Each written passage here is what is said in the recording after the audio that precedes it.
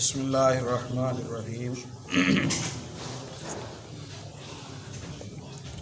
دین اسلام کی نفیس اور مکمل اور پیاری تعلیمات میں مسلمان شخص کے ظرف خلق میں ایثار کا جذبہ پیدا کیا گیا ہے۔ مسلمان اس بات سے آمادہ ہو کہ وہ کچھ نہ کچھ کمزور کے لیے تکلیف اٹھا لے اور برابر کے حساب سے بدلے کی خواہش نہ رکھے، اس امید سے کہ ہم ہمدردی کریں گے اللہ ہمدردی فرمائے گا، ہم رعایت کریں گے اللہ رعایت فرما دے گا، ہم آسانی کریں گے اللہ آسانی فرما دے گا۔ قاعدہ بھی یہی ہے۔ اللہ سے بندہ جس طرح کے رویے کی تمنا رکھتا ہے، اللہ کی وجہ سے اللہ کی مخلوق کے ساتھ اسی طرح کا رویہ رکھے، یہ قاعدہ ہے۔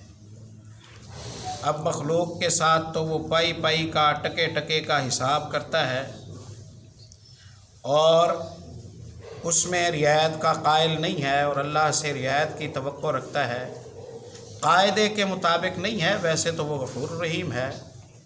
قاعدہ یہ ہے کہ آسانی کرنے والوں کے لیے اللہ آسانی کر دیتا ہے۔ ہاں، ایک طبقہ ایسا ہوتا ہے جن پر آسانی کرنا ٹھیک نہیں ہوتا، بعض دفعہ جن پر آسانی کرنا گناہ ہوتا ہے، وہ ٹھگیوں کا طبقہ ہے۔ نبی مکرم صلی اللہ علیہ وسلم نے فرمایا نا، انصر اخاک ظالما او مظلوما، اپنے بھائی کی تو مدد کیا کر، ظالم ہو یا مظلوم ہو۔ پوچھا گیا کہ ظالم کی تو سمجھ نہیں آتی، ظالم کی کیسے مدد کریں؟ آپ نے فرمایا ظالم کی مدد یہ ہے کہ اسے روکو ظلم سے، ظالم کی مدد یہ ہے کہ اسے ظلم سے روکو۔ اگر نہیں روکو گے تو یہ پورے مسلم معاشرے پر ظلم ہوگا، اسے ظلم سے روکو، یہی ٹھیک ہے۔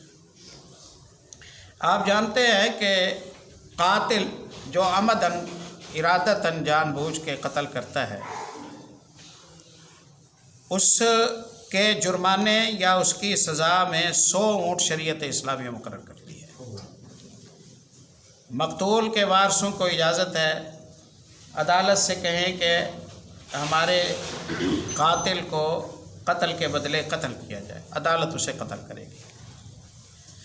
اگر وہ رعایت کرتے ہیں اور وہ کہتے ہیں چلو ٹھیک ہے، قاتل کے لواحقین، قاتل منت کر رہا ہے کہ ہمیں ایک موقع دیں، تلافی کا موقع دیں، ہم سے رقم لے کے دیت لے کے ہمیں چھوڑ دیں، تو پہلی شریعتوں میں تو اس کی اجازت نہیں تھی، لیکن اس شریعت میں آسانی رکھی گئی ہے۔ چلو ٹھیک ہے، اگر تم مدعی راضی ہو تو ہمیں کوئی اعتراض نہیں، اور قیمت ہے 100 اونٹ، قیمت ہے 100 اونٹ۔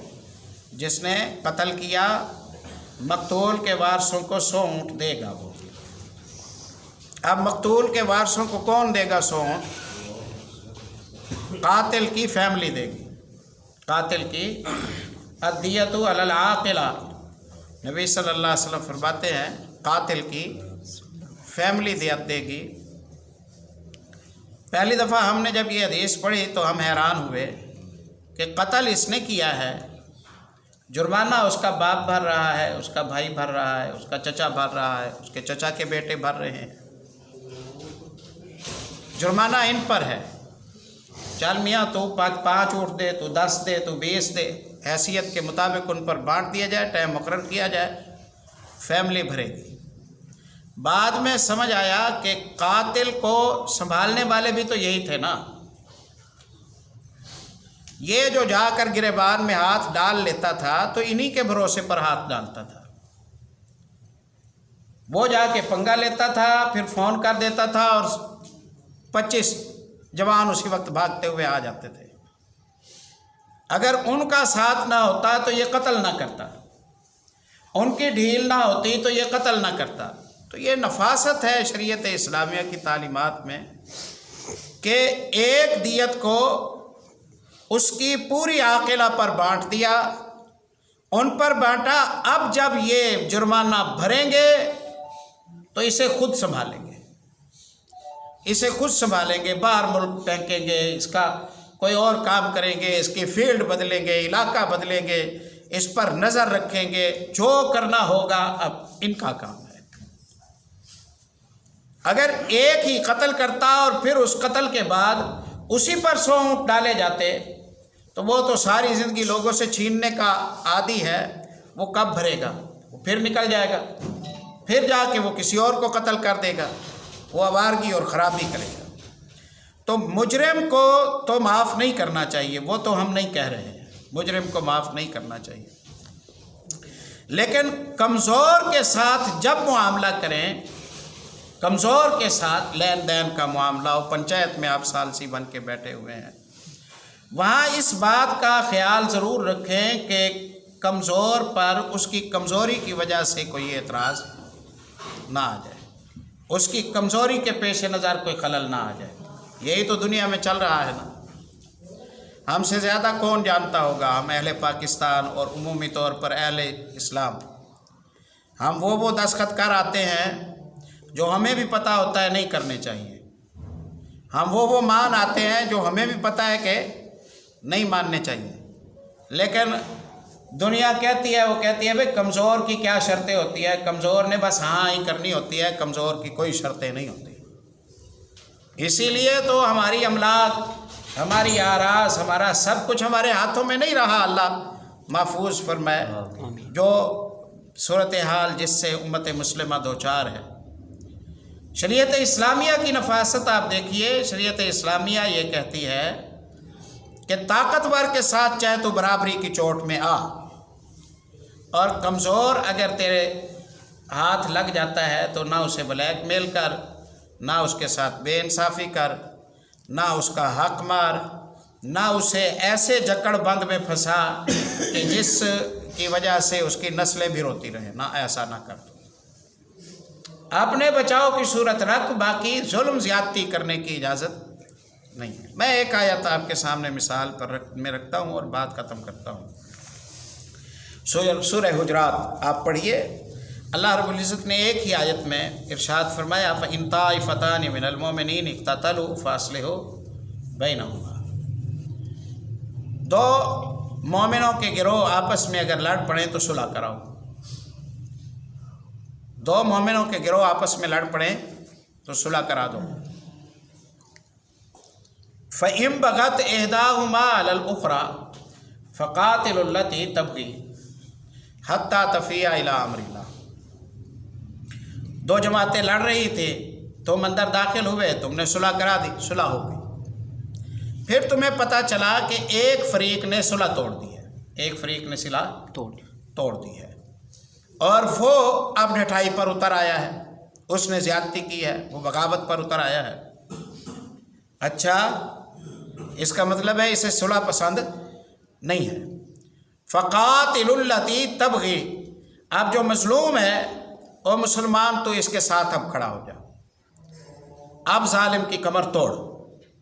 فَقَاتِلُوا الَّتِي تَبْغِي، اب وہ کمزور ہو گیا ہے، اس لیے اس کے ساتھ مل کے اسے طاقت دے، اور جس نے زیادتی کی ہے اس سے لڑ لیا، کمر ٹوٹ گئی ظالم کی، جس نے بغاوت کی تھی اس کی کمر ٹوٹ گئی تھی۔ حَتَّى تَفِيَّ إِلَىٰ أَمْرِ اللَّهِ، پہلے تو وہ مقابلہ کرتا رہا، ٹکراتا رہا، جب ادھر سے دو ٹیمیں ہیں ادھر سے ایک ہے، آخر وہ ہاتھ کھڑے کر دیتا ہے، وہ کہتا ہے بھئی مجھے معاف کر دو، اللہ کے حکم کے مطابق میں اب صلح کرنے کے لیے تیار ہوں۔ حَتَّى تَفِيَّ إِلَىٰ أَمْرِ اللَّهِ، ان کے خلاف لڑو حتیٰ کہ وہ اللہ کے حکم کو ماننے کے لیے تیار ہو جائے۔ فَإِن فَاءَتْ، جب وہ راضی ہو جائے کہ میں اللہ کا حکم مانتا ہوں، خبردار اب تمہارا ہاتھ نہیں اٹھنا چاہیے، خبردار اب تمہارا ہاتھ نہیں اٹھنا چاہیے۔ فَإِن فَاءَتْ فَأَصْلِحُوا بَيْنَهُمَا بِالْعَدْلِ، اب اس کے ساتھ صلح کرو لیکن انصاف کی صلح کرنا، وَأَقْسِطُوا، انصاف کرنا، ان اللہ یحب المقسطین، اللہ انصاف کرنے والوں کو پسند کرتا ہے۔ بہت باریکی ہے، بڑی نفاست ہے اور بڑی عمدگی ہے ان تعلیمات میں۔ ایک ہی آیت ہے، جب آپ طاقت میں ہیں تو اللہ نے کہا صلح کرا دو، دونوں پارٹیاں ٹکر کی ہیں، تو یہ نہیں کہا انصاف کے ساتھ صلح کرو۔ طاقت والے سے بے انصافی کرو گے تو طاقت والا بولے گا، وہ کب بات کرنے دے گا؟ جب دونوں فریق طاقت میں تھے تو کہا تم صلح کراؤ، ثالثی کا کردار ادا کرو۔ اب یہ بھی اپنی بات کرنے جوگا ہے، وہ بھی اپنی بات کرنے جوگا ہے، یہ غلط صلح نہیں کرنے دے گا۔ جب ایک کی کمر ٹوٹ گئی، وہ بندھ گیا، اب بے حیثیت ہو گیا ہے، خالی ہو گیا ہے، سڑک پر آ گیا ہے، اب اس سے صلح ہو رہی ہے، تو اب کہا فَأَقْسِطُوا، انصاف سے صلح کرو۔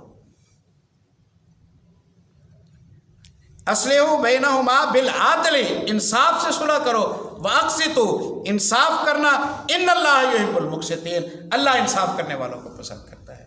کیونکہ اب ڈر تھا کہ کمزور کے ساتھ جب تم معاہدہ لکھنے جاؤ گے تو اس نے، کیونکہ وہ تو پکڑا گیا ہے، طاقت اس میں ہوتی تو وہ تو دفاع کرتا، طاقت اس میں ہے نہیں، ٹوٹ چکا ہے، اب تو خالی پیپر پر اس پر سائن کرا دو۔